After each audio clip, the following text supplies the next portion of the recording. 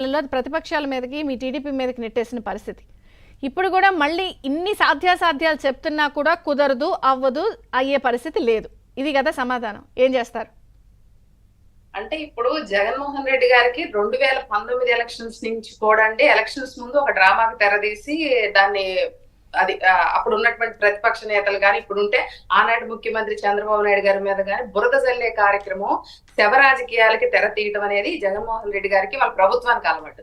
ఎందుకంటే 2019 ఎలక్షన్ లో కూడా అంతే. ఆ రోజు బాబాయ్ హత్య అని చెప్పేసి దాని మీద రకరకాల ప్రచారాలు చేసుకొని దాంట్లో తెలుగుదేశం పార్టీ భాగస్వామ్యం ఉందని చెప్పి ఆనాడు అలా ప్రచారం చేశారు. ఈ రోజు మనం చూసాం, నిన్నగాక మొన్న చిన్న గులకరాయి తగిలితే అదేదో ప్రతిపక్షాలు నాపై హత్యాయత్నం చేసేసారు, నాకు ఇక్కడ ప్రాణహాని ఉందని చెప్పి అదొక రాజకీయం చేశారు. అంటే అధికారంలోకి రావటం కోసం ఎటువంటి దుర్మార్గమైనటువంటి చర్యలకైనా సిద్ధంగా ఉన్నటువంటి ప్రభుత్వం ఇప్పుడు జగన్మోహన్ రెడ్డి గారు.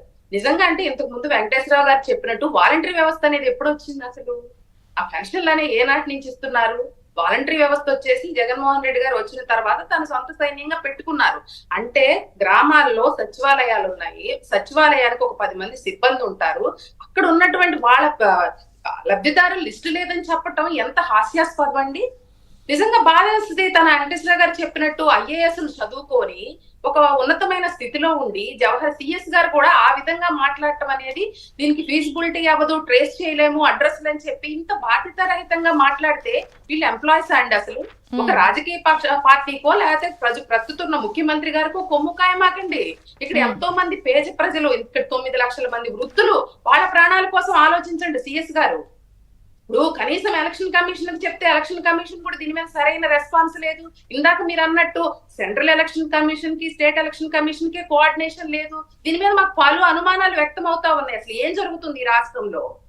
అంటే అసలు ఎందుకు మేము పదే ఎలక్షన్ ఎన్నికల కోడ్ వచ్చిన దగ్గర నుంచి కూడా చెప్తున్నారు సిఎస్ ని గాని డీజీ గారిని మార్చాలి అని చెప్పేసి, అయినా సరే జరిగినటువంటి పరిస్థితులు ఇక్కడ లేవు. ఇలా వరుస సంఘటనలు ఇలా జరుగుతున్నప్పుడు రేపు 1 తారీఖు వచ్చే పెన్షన్లు ఇచ్చే విషయానికి మరొకసారి హత్యా రాజకీయాలకి కానీ అలాగే ఈసారి వృద్ధులను అడ్డం పెట్టుకొని వాళ్ళని ఉపయోగించుకొని శవ రాజకీయాలు చేసేదానికి ఈ రోజు సిద్ధంగా ఉన్నటువంటి ఈ ప్రభుత్వం కానివ్వండి, ఆపద్ధర్మ కాదు. మీరు కేంద్ర ఎన్నికల సంఘం, రాష్ట్ర ఎన్నికల సంఘానికి కూడా సమన్వయం లేదు, అనుమానాలు ఉన్నప్పుడు అసలు మొన్న వీళ్ళందరినీ తీసుకొచ్చి అక్కడ నిలబెట్టారు. రాష్ట్ర పంచాయతీ శాఖకి, ఆర్థిక శాఖకి, సర్ప అధికారులకి, ఈ డిపార్ట్మెంట్స్ కూడా సమన్వయం ఉందా? అలా ఉంటే బ్యాంకుల్లో డబ్బులు పడలేదు, ఇలా లేదని మొన్న కూడా ఎందుకు జరిగేది? ఇప్పుడు మళ్ళీ రిపీట్ అవుతుంది కదా. సమన్వయం లేకపోబట్టే ఇదంతా జరుగుతుంది. ఏదైతే పంచాయతీ సిబ్బంది కానీ అలాగే సెర్పు వాళ్ళకి కానీ సమన్వయం లేకుండా కేవలం అంటే ఏదైనా సరే జరుగుతున్నటువంటి సంఘటనని చంద్రబాబు నాయుడు గారికి ఆపోదించాలి, అలాగే తెలుగుదేశం పార్టీకి ఆపాదించాలి. అంటే ఏదో ఒక కుట్రపూరితంగా అన్నమాట. అక్కడ తెలుగుదేశం పార్టీ చెప్పింది ఏంటి? వాలంటరీ వ్యవస్థ ద్వారా డబ్బులు పంపిణీ జరగొద్దు, వాళ్ళు అక్కడికి వెళ్ళి రాజకీయ లబ్ధి కోసం రాజకీయ ప్రచారం చేస్తున్నారు అన్నారు తప్ప వృద్ధులకి ఇచ్చే పెన్షనో వికలాంగులకి ఇచ్చే పెన్షనో వ్యతిరేకంగా ఎక్కడ చెప్పలేదండి.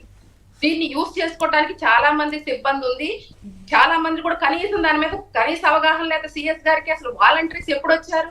మీకు ఎంతమంది ఇప్పుడు ఒకటండి, గ్రామ సచివాలయాలు ప్రతి గ్రామ